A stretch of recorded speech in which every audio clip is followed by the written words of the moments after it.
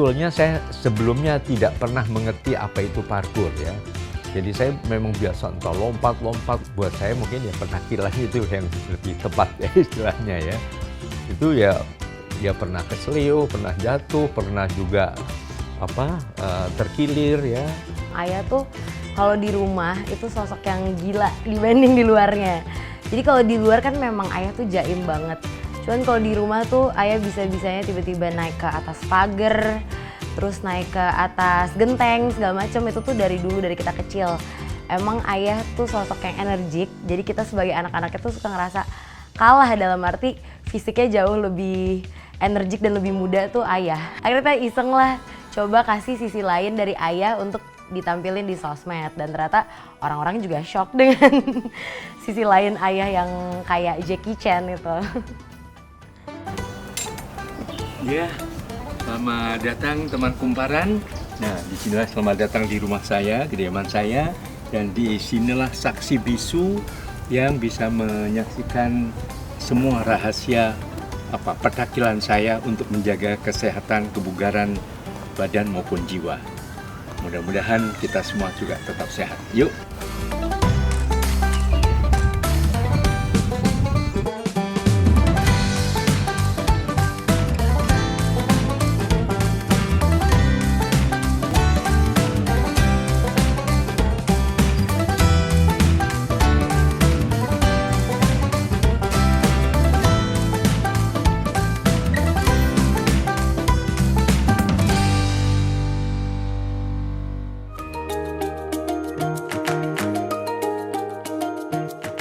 Iya, olahraga saya adalah bergerak, itu yang paling penting. Jadi bergerak yang paling sederhana ya paling melompat-lompat. Jadi kalau misalnya saya pas ke luar kota, tidak ada tempat untuk berlari, ya saya melompat minimal 50 kali. Push up ya rata-rata 70-80 kali, non-stop begitu. Kemudian ya kalau agak luas ya paling koprol, salto, segala macam. Tapi kalau ada tanah yang lebih lapang ya paling jogging, itu yang paling bisa membuat keringat keluar, tapi juga udara yang segar bisa dihirup sepuas-puasnya, dan di situ saya merasa menjadi sangat lebih sehat lagi. Sebetulnya petakilan udah dari kecil tuh ya. Dari kecil, dan ternyata dengan petakilan itu ya saya mencoba untuk mengkaitkan dengan ya ilmu kesehatan ya, bahwa yang penting jangan mager. Jangan jadi kaum rebahan, ya, jangan bermalas-malas, tapi bergeraklah gitu. Dan saya pun pernah merasakan suatu situasi kehidupan yang lebih berat dari itu. Saya pernah merasakan jadi gelandangan, jadi gembel, pemulung, kemudian kuli pasar, tukang batu yang berkaitan dengan gerakan-gerakan keras begitu. Kalau dari saya sebagai anak ketiga, dan sebenarnya kita semua sebagai anak kandungnya ngeliat sih, memang ayah tuh kalau di rumah itu sosok yang gila dibanding di luarnya. Jadi kalau di luar kan memang ayah tuh jaim banget. Cuman kalau di rumah tuh ayah bisa-bisanya tiba-tiba naik ke atas pagar, terus naik ke atas genteng segala macam. Itu tuh dari dulu, dari kita kecil. Emang ayah tuh sosok yang energik, jadi kita sebagai anak-anaknya tuh suka ngerasa kalah, dalam arti fisiknya jauh lebih energik dan lebih muda tuh ayah. Mungkin gitu. Dari sebelum ada Instagram, iya. Sebenarnya kita udah lihat itu ya. Bener, dari sebelum ada Instagram kita udah ngeliat itu terus, tapi akhirnya kita mikir sayang juga yang nyaksin anak-anak doang. Akhirnya kita iseng lah, coba kasih sisi lain dari ayah untuk ditampilin di sosmed, dan ternyata orang-orang juga shock dengan sisi lain ayah yang kayak Jackie Chan itu. Sebetulnya saya sebelumnya tidak pernah mengerti apa itu parkour ya.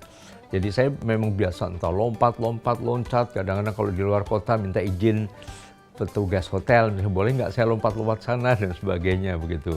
Ya udah, hati-hati yang penting begitu ya. Jadi dengan buat saya mungkin ya petakilan itu yang lebih tepat ya istilahnya ya.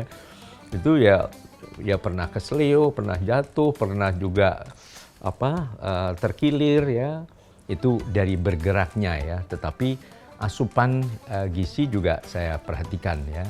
Nah, saya cenderung vegan ya, jadi saya makan nabati, sayur bayam, sayur kangkung, kadang lalapan, itu sudah sangat senang sekali itu.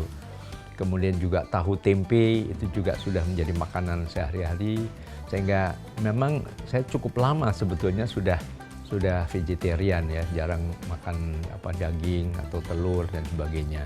Nah kemudian setelah saya mulai berkenalan dengan beberapa aktivis vegan, saya belajar banyak dari beliau-beliau, akhirnya ya sudah tahun 2011 saya mulai memutuskan untuk vegan.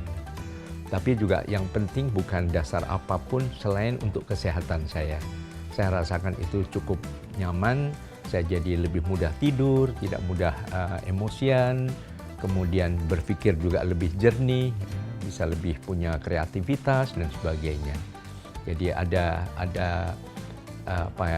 hal-hal positif yang bisa saya rasakan atau saya nikmati begitu.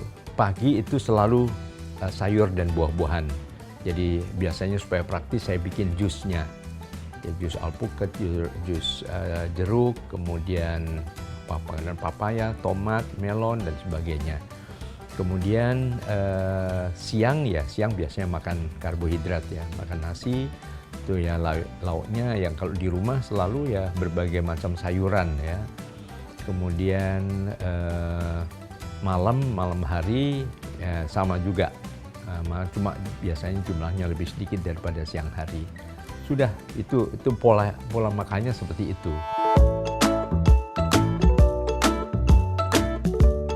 Saya hanya menemukan satu kata kunci yang selalu saya pegang teguh ya. Jangan kita bahagia dulu baru bersyukur.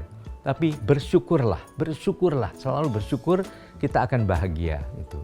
Jadi saya waktu jadi gelandangan, jadi gembel, tidur di tempat sampah ya, yang kadang-kadang banyak ya lalat, kadang-kadang cacing, kadang-kadang kecoa gitu. Tapi saya toh bisa nikmat karena saya bersyukur masih ada tempat dan saya nggak diganggu waktu itu oleh teman-teman lain yang mungkin ngapain kamu di sini, karena sempat 1-2 ya, tapi saya minta maaf, saya justru mau belajar banyak dari beliau-beliau waktu itu yang sesama-sama gelandangan yang kadang-kadang pernah memberi saya pisau untuk belajar nodong dan sebagainya waktu itu. Tapi ya saya alhamdulillah saya masih selamat, masih punya banyak teman, itu selalu begitu. Jadi kalau sehat fisik itu juga otomatis bisa sehat mental juga bisa sehat fisik. Jadi itu yang selalu harus kita jaga. Makanya saya sehat fisik ya dengan tadi bergerak, teratur, tapi juga atur waktu istirahat, juga makan yang berkualitas begitu. Nah sehat jiwa juga begitu. Jiwa juga ide-idenya dikeluarkan. Saya selalu berprinsip tiada hari tanpa kreativitas. Entah bikin puisi, entah bikin buku, artikel, bikin lagu, ya. Itu selalu sehingga ada sesuatu yang dikeluarkan begitu.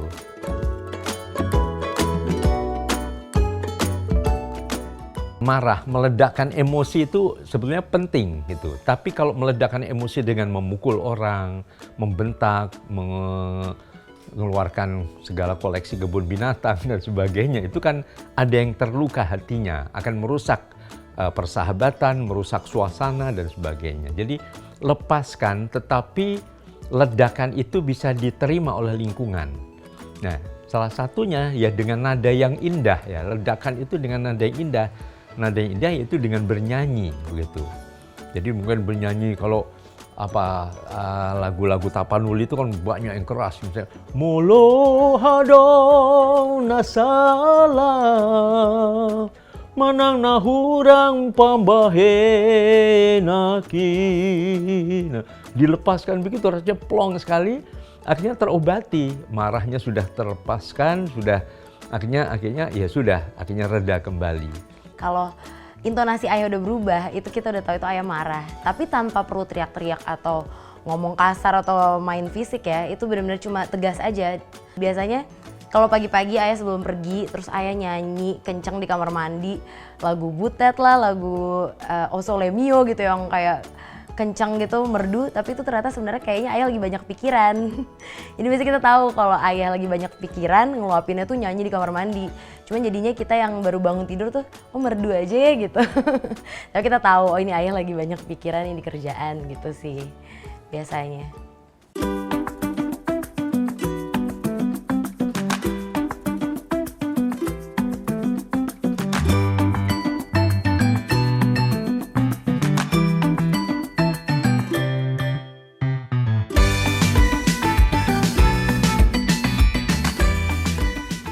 Jadi betul kalau misalnya kesehatan mental itu dikatakan punya hubungan yang erat sekali dengan kesehatan fisik gitu. Karena memang otak emosi kita ya, jadi otak emosi yang ada di dalam diri kita itu punya hubungan langsung dengan tubuh. Jadi emang udah direct access tol dari sang pencipta itu langsung ke tubuh.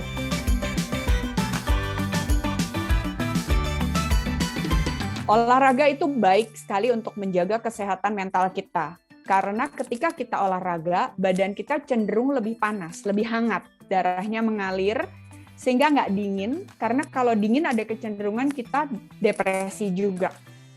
Nah lalu biasanya ketika usia mulai lebih lanjut, maka bisa jadi aktivitas yang tadinya lebih banyak dilakukan saat usia kita muda, sekarang kan udah lebih berkurang. Bisa jadi menjadi overthinking sama banyak hal. Nah, oleh sebab itu penting banget untuk menjaga juga pikiran kita. Latihan kayak meditasi atau mindful walking, mindful eating gitu ya.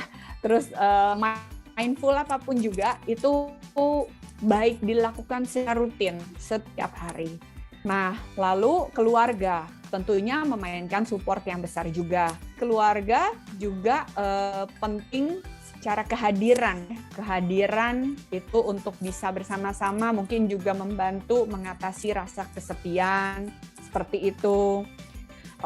Lalu juga mungkin didengarkan. Pokoknya manusia itu akan senang ketika dia didengarkan, dia disentuh, dan dia dilihat.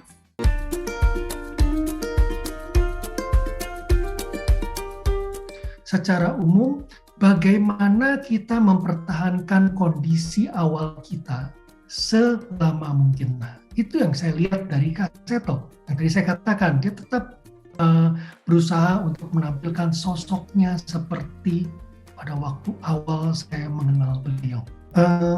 Kita bila ingin mencontoh, usahakan sejak usia muda.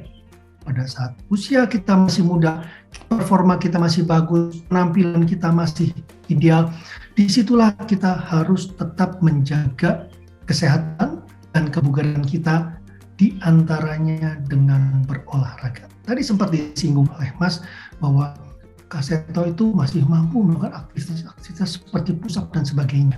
Ya, kalau tidak dilakukan sejak awal, tentunya tidak mampu dilakukan tiba-tiba pada saat usia lanjut.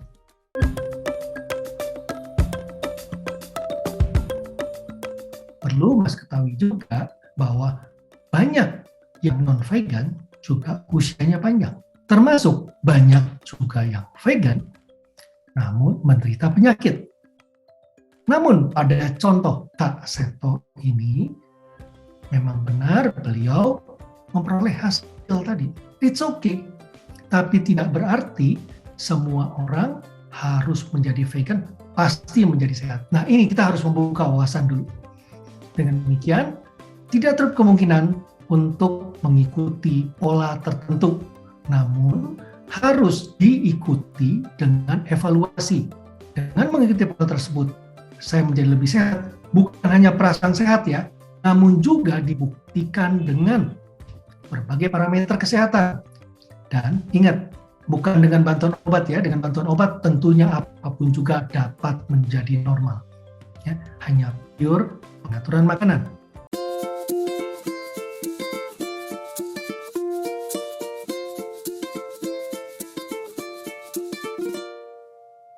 Sampai sekarang saya udah menginjak 25 tahun, Ayah udah 70 tahun yang jaraknya tuh jauh banget gitu.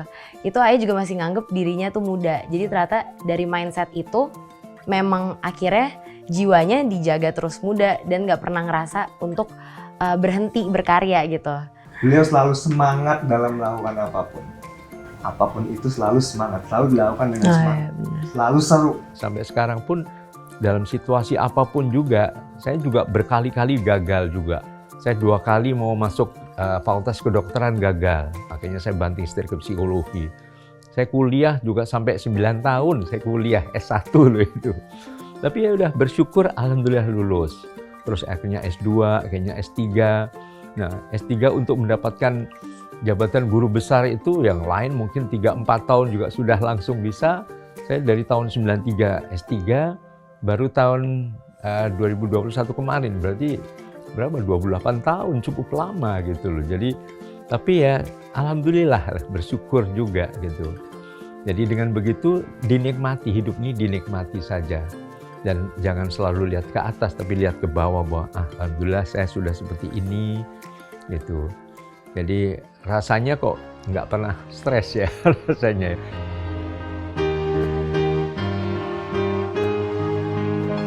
Semua anak merindukan kasih sayang kita. Mari tetap mengasuhnya dengan senyuman. Jangan lagi memakai cara penuh kekerasan. Mari mendidik anak dengan kekuatan cinta. Mari mendidik anak dengan cinta.